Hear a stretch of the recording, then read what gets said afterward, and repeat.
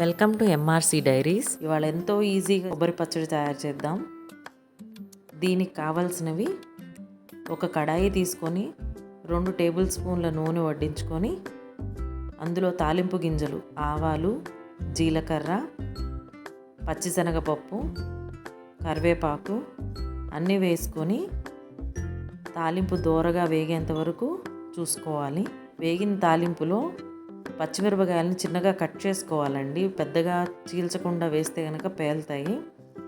వేయించుకొని పచ్చిమిరపకాయలు మంచిగా మగ్గేదాకా చెక్ చేసుకోవాలి. మగ్గుతున్నప్పుడే ఒక పావు టీ స్పూన్ ఇంగువ కూడా వేసి వేపుకోవాలి. పచ్చిమిరపకాయలు వేపుకునే టైంలోనే ఈ కొబ్బరిని చిన్న చిన్న ముక్కలుగా కోసుకొని నీళ్లతో శుభ్రంగా కడుక్కోవాలి. వేగిన పచ్చిమిరపకాయ ముక్కల్ని ఒక మిక్సీ జార్లోకి తీసుకోవాలి.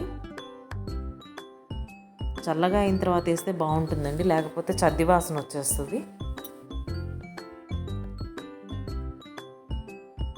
ఆ కొబ్బరి ముక్కల్లో నీళ్లు కూడా పూర్తిగా వంపేసుకొని పక్కన ఉంచుకోవాలి. ఈ పచ్చిమిరపకాయలతో పాటు ఒక 5-6 వెల్లుల్లి రెబ్బలు, 1 టీ స్పూన్ దాకా జీలకర్ర వేసుకొని, ఒక చింతపండు, కొంచెం ఉప్పు, ఈ 4 వేసుకొని ఫస్ట్ మిక్సీ పట్టుకొని రావాలండి.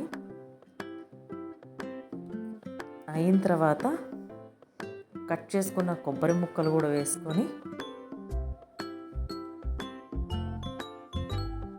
తగినంత ఉప్పు యాడ్ చేసుకొని మిక్సీలో పల్స్లో తిప్పుతూ ఆపుతూ ఉండాలండి. కలుపుకుంటూ మిక్సీ పట్టాలి. కొబ్బరి ముక్కలుగా మిగిలిపోతుంది.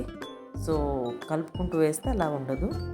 అంతా అయిన తర్వాత తగినంత ఉప్పు సరిపోయిందా లేదా చెక్ చేసుకొని తాలింపును కూడా ఇందులో వేసుకొని కలుపుకుంటే ఎంతో ఈజీగా చేసుకుని కొబ్బరి పచ్చడి తయారవుతుందండి. మీరు కూడా ట్రై చేసి పచ్చడి ఎట్లా ఉందో నాకు కామెంట్ చేయండి.